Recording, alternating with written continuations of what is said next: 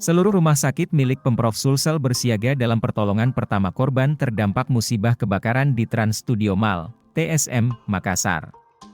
Diketahui, Trans Studio Mall Makassar mengalami kebakaran sekitar pukul 18.15 WITA, Senin, 24 April 2023. Gubernur Sulsel, Andi Sudirman Sulaiman segera menginstruksikan seluruh tenaga medis dan rumah sakit di bawah Pemprov Sulsel untuk bersiaga.